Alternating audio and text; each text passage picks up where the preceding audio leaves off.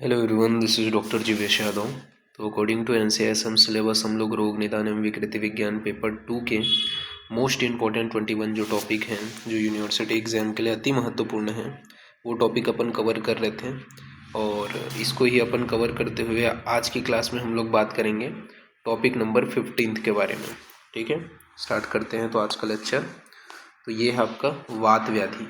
ठीक है, वात व्याधि से क्वेश्चंस आपके अराइज होते हैं, लॉन्ग क्वेश्चन अराइज होते हैं। तो सबसे पहले तो वात व्याधि का परिचय बताया गया है। क्या बोला गया है?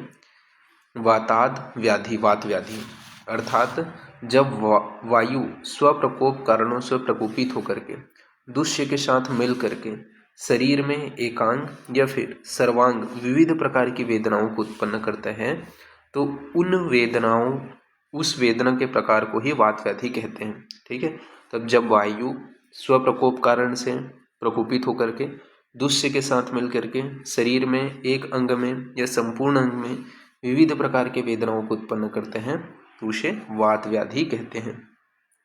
वायु के जो है 5 प्रकार बताए गए हैं। कौन सा? प्राण वायु, उदान वायु, समान वायु, व्यान वायु और अपान वायु। तो वायु के क्या है 5 प्रकार बताए गए हैं। प्राण वायु, उदान वायु, समान वायु और व्यान वायु। अब इसमें बात करें तो वात व्याधि के निदान एवं संप्राप्ति बताए गए हैं। तो वात व्याधि के निदान व संप्राप्ति के अंतर्गत बताया गया है कि रुक्ष आहार का सेवन करने से, अति मैथुन करने से, अति जागरण करने से, अधिक व्यायाम करने से, मल मूत्र आदि के वेगों को रोकने से, इन सभी कारणों के वजह से क्या होते हैं? तो इन सभी कारणों की वजह से जो वायु है वो प्रकोपित होकर के शरीर के रिक्त यानी कि खाली जो स्रोतस है उसमें भर जाते हैं एवं एकांग व्यापी या सर्वांग व्यापी अनेक प्रकार के रोगों को उत्पन्न करते हैं। तो ये चीज़ याद रखना कि रुक्ष आहार का सेवन करने से, अति मैथुन करने से, अति जागरण करने से, अधिक व्यायाम करने से, मल मूत्र के वेगों को धारण करने से, इन कारणों से प्रकोपित हुआ जो वायु है वो शरीर के रिक्त स्रोतस में भर जाते हैं और एकांग व्यापी या सर्वांग व्यापी अनेक प्रकार के रोगों को उत्पन्न करते हैं। फिर वात व्याधि के पूर्व रूप बताया गया है। तो वात व्याधि के पूर्व रूप में क्या बताया गया है? अव्यक्त लक्षण तेसा पूर्व रूपम मिथि स्मृता। ठीक है, अर्थात वात विकार अव्यक्त अथवा ईषद व्यक्त लक्षण ही उसका पूर्व रूप होते हैं। तो वात विकारों का अव्यक्त या ईषद व्यक्त लक्षण ही उसका क्या होता है? पूर्व रूप होते हैं। फिर वात व्याधि के लक्षण बताए गए हैं। क्या क्या बताया गया है वात व्याधि के लक्षण? कि वायु की चंचलता के कारण इसके लक्षण स्थिर नहीं होते, शरीर में लघुता या हल्कापन महसूस होना यह वात व्याधि का लक्षण है। तो वायु की चंचलता के कारण इसके लक्षण स्थिर नहीं होते, शरीर में लघुता या हल्कापन का महसूस होना यह वात व्याधि का लक्षण है। फिर वायु के भेद बताए गए हैं। तो वायु के कितने भेद हैं? तो 5 भेद हैं। प्राण वायु, उदान वायु, समान वायु, व्यान वायु और अपान वायु। तो वायु के कितने भेद बताए गए हैं? 5 भेद, प्राण, उदान, समान, व्यान और अपान। ठीक है, तो ये आपको याद रखना है। फिर वायु के पारस्परिक आवरण, ये इसी के अंतर्गत आते हैं, इसको भी आपको ध्यान में रखना है कि वायु के 20 परस्पर आवरण होते हैं। यानी कि प्राण उदान वायु आवृत मतलब प्राण उदान वायु आदि को आवृत करते हैं। इसके अलावा उदान वायु प्राण वायु को आवृत करते हैं। इसी प्रकार समान वायु भी वायु को आवृत करते हैं। जैसे प्राण वायु के उदान अमृत, समान अमृत, व्यान अमृत, अपान अमृत, ये ऑलरेडी आपने पढ़ा हुआ है। उदान वायु का प्राण अमृत, समान अमृत, व्यान अमृत, अपान अमृत। समान वायु का प्राण अमृत, उदान अमृत, व्यान अमृत, अपान अमृत। व्यान वायु का प्राण अमृत, उदान अमृत, समान अमृत, अपान अमृत। अपान वायु का प्राण अमृत, उदान अमृत, समान अमृत, व्यान अमृत। ठीक है, ऐसे करके है। तो जब यह वायु एक दूसरे को आवृत करते हैं तो शरीर में निम्न प्रकार के लक्षणों को उत्पन्न करते हैं, जैसे कि श्वास प्रश्वास जो है उसका ऑब्स्ट्रक्शन हो जाएगा, यानी कि इंस्पिरेशन एक्सपिरेशन इसका ऑब्स्ट्रक्शन हो जाएगा, अवरोध हो जाएगा, वमन होगा, वोमिटिंग होगा, मूर्छा की उत्पत्ति होगी, आद्यमान तथा अतिसार की उत्पत्ति होगी।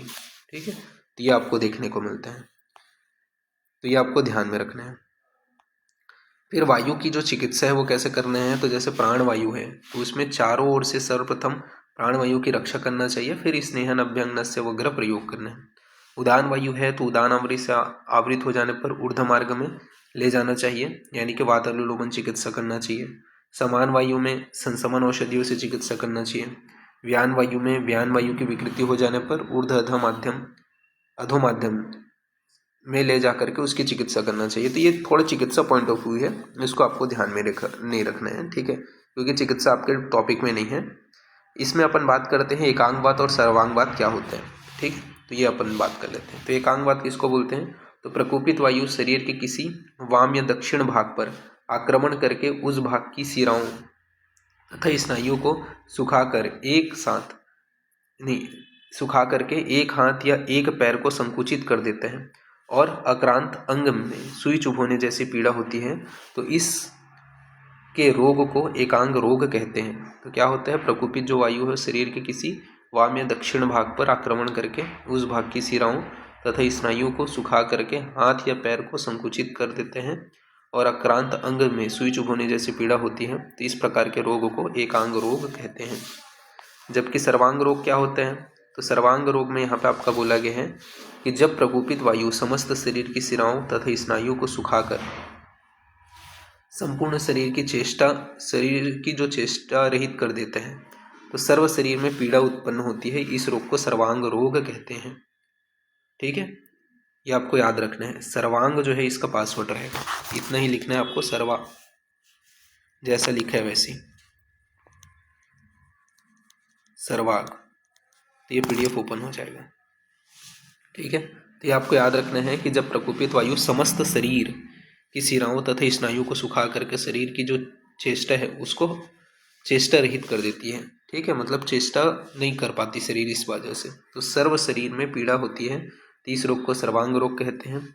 आचार्य चरक ने सूत्र स्थान के 20वें अध्याय में वात व्याधि की संख्या 80 प्रकार का बताया है। ठीक है, वात व्याधि में पथ्य में अपन को मांस, रस, दूध, मधुर, अम्ल, लवण युक्त जो आहार है, ठीक है, इनका सेवन करना चाहिए। वो लघु और सुपाच्य आहार का सेवन करना चाहिए, ये यहाँ पे बताया गया है। इसको आपको ध्यान में रखना है और इस प्रकार से ये जो है फिनिश होता है। ओके, तो अभी के लिए इतना ही। ठीक है, थैंक यू क्लास।